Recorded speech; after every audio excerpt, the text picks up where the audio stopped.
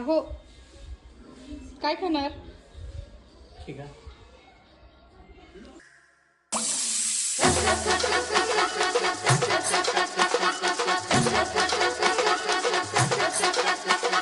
कचकच कांदा कापताना बोट सुरीत न वाचवली, हाताला चटका लागला तरी मी कढई तापवली. कचकच कांदा कापताना बोट सुरीत न वाचवली, हाताला चटका लागला तरी मी कढई तापवली. तुमच्यासाठी स्पेशल केवढं बाय मी